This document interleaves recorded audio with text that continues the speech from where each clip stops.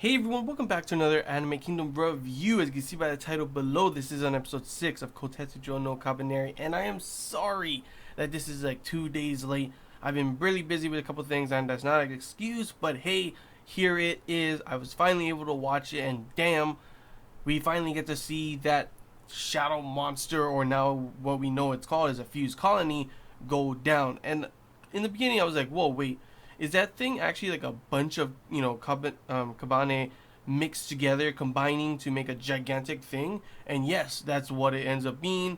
It has a core where there's, I guess, we've already seen a bunch of special, well, not a bunch. We've seen the Wazitori as one of the special type of kabane, and then now we found another one that kind of attracts a bunch of other kabane and fuses them together to make a fused colony. And it also, we learned a little bit about like how it's greedy, and it takes on not just kabane but corpses, just regular corpses or dead kabane as well, and fuses it to itself. And that's how it's, to beat it, of course you have to make it so the core kabane is open, and then bam, there you can kill it. This episode I really enjoyed because we got more backstory on Mumi. I felt like we haven't really got, we saw glimpses of what possibilities of what's going on with her in her past with this brother of hers, which actually isn't her brother. It just seems to be a guy that likes people calling him, brother, I guess. I'm not too sure. Maybe it's only Mumi calls him brother or something like that. But overall, we see how in the past she was with her family, and her family was slaughtered by some dude who thought was like, you could be a Kabane. I'm gonna kill you.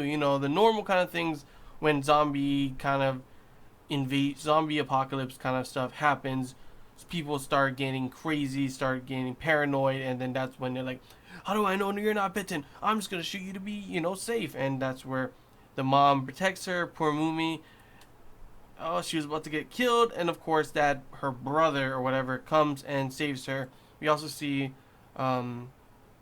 that person, someone being killed in front of her when she asked Mumi for help. So Mumi says that her whole group turned into Kabane. So I'm guessing she wasn't the only Kabaneri, obviously, and that you can turn back, obviously, to you get not turn back, but turn fully into a Kabane. And it seems when you need blood. If she doesn't know for sure, but that's what she was saying.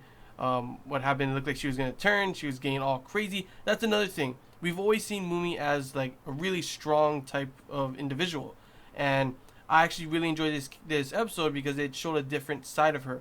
Kind of a more, she isn't so powerful that she isn't scared of anything. She is scared, and she was like, "No, I'm not weak. I'm not weak." And right when she started to turn into, she was glowing and everything. I was like, "Oh my gosh!" She was like really getting scared. She was like, "No, I'm not weak. I'm not turning to Kabane. I'm not weak." And of course, Ikoma does it more 360 in this episode. We always see Ikoma as more of the weaker type, but you've seen him grow stronger and stronger throughout this, and including this one, it shows how strong he is. And Mumi, we always see her as this super strong type. She can take on all these Kabane by herself. And then this one, it changes. It flips around where Ikoma's the one trying to tell her, we may be weak and everything, but you don't just roll over because of that, right? And the weak can become strong.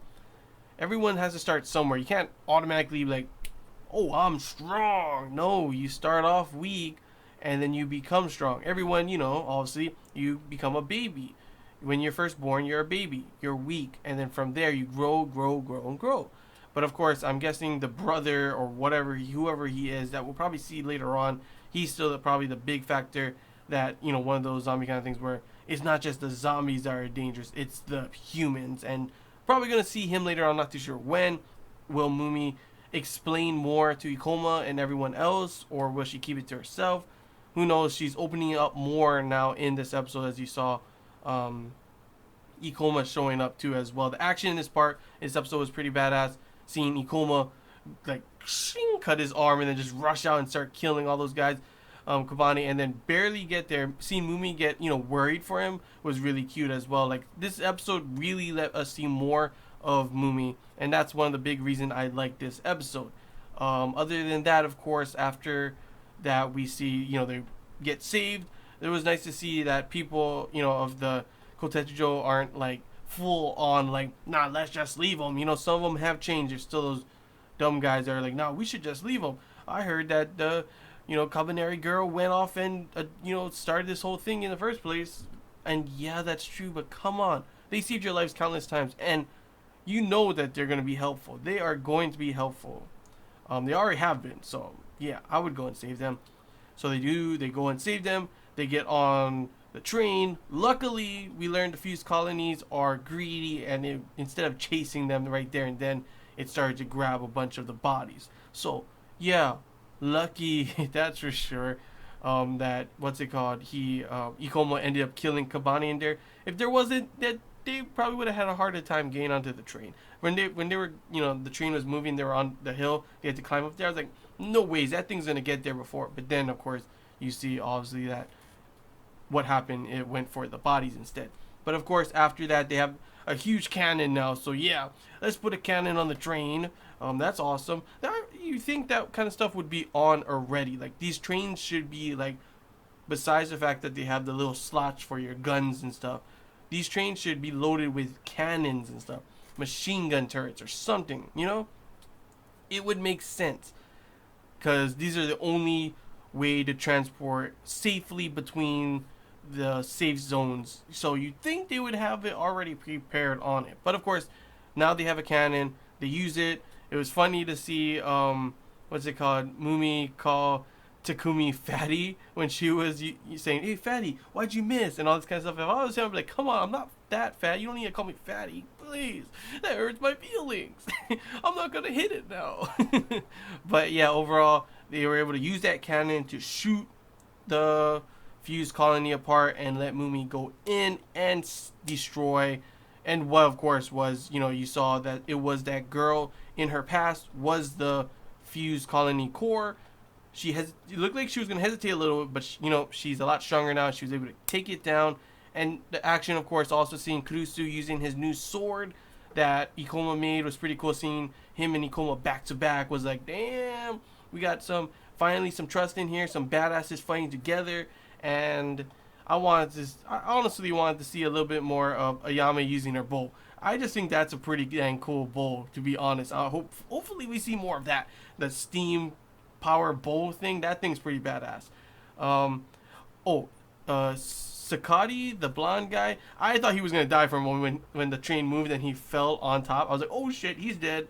But nope, he's not dead yet. Not yet. I don't know if anyone's gonna die in this, but yeah, that was the close one, to be honest. And the girl driving the train, when she was like releasing pressure limits and all of a sudden starts stripping, I was like, oh yeah, pressure limits released. Okay. But yeah, overall they do get out of there safely. That was the episode. Pretty awesome episode, to be honest. Seeing a new type of Kabane being a fused colony, seeing more of Mumi's past and seeing a different view on Mumi, seeing that she's not always this strong individual kind of person. Ikoma can also be strong as well, because before I would just say Ikoma is a whiny brat, but he's gotten stronger. She has shown a different part, and they're trusting each other more and more. And I can't wait to see what's going to happen in the future episodes. Are we going to see more about this brother or whatever? What's going to happen there? Where are they going? Are they almost to their destination yet as well? Or are they going to be on, is this like a lot of this series going to be on the train just fully all the way there? And maybe that's the ending when they get to their destination kind of thing. That's what I'm thinking, maybe, possibility. I don't know. It's already episode 6, so we're like, are we halfway through? There's 12 episodes in this season.